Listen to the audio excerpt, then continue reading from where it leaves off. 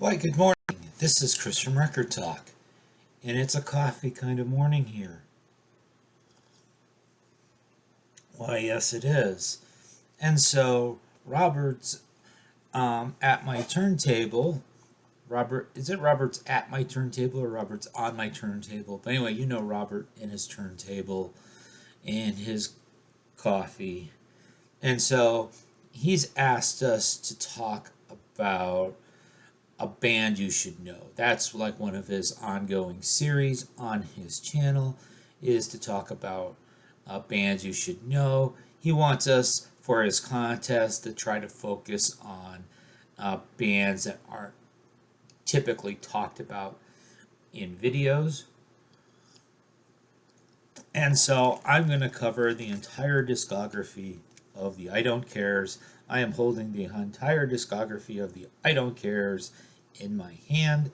So this single album released in early 2016 is called Wild Stab. And so it is CD only. There was no vinyl release of it. And so I'll read off part of what it says in the liner notes here. There's no credits given to the musicians. The name of this thing goes as follows. After touring with a couple of garage bands who shall remain nameless, the thought was to pay the hospital bill and to try to write a few Nashville-style ditties and see what happens. A bit of adulty songcraft. That's craft with a T. Craft with a T, not maybe crap with a P. I won't read through all of it. Recommended play at a moderate sensitive adult volume. And you can see you got kind of these split colors. There's no picture of them. The only thing before you actually put in the CD and listen to it that might give you a clue of what it is are the hands. And so this was, right hand side, that would be Paul Westerberg. You may know him from a little band called The Replacements. On the right hand side is Juliana Hatfield. You may know her from a little band called the Juliana Hatfield 3 and other projects. So anyway, this is called the I Don't Cares. Those that watch my channel know that these are both singer-songwriters that I am big fans of. And so at the intersection of Juliana Hatfield fandom and Replacements fandom existed this, which was perfect for a small number of us, called the I Don't Cares. And so basically the story behind here was that if you followed Westerberg's career, I mean, obviously after the Replacements ended, he put out solo albums. He got more sporadic with putting out music, at least putting out music publicly, going on tour. There was in the early 2010s, there was a tour with Paul and Tommy Stinson. My understanding was a lot of that was that Paul was going to get divorced and needed some money because of that. That might have actually been the primary impetus for this. And then this was made a couple years after his divorce, so he was hanging out with Juliana Hatfield. Juliana was at his house in his basement. It's never been officially recognized, but the rumor was that those two were in a romantic relationship, at least for a small amount of time during the making of this record. And so Paul was playing Juliana in some unfinished. He has a bunch of songs that he's written that are unfinished, and she's going like, "Oh my God, these are great. These should be on an album." And so that's where the album came from. So a lot of it was she was kind of the curator, executive producer.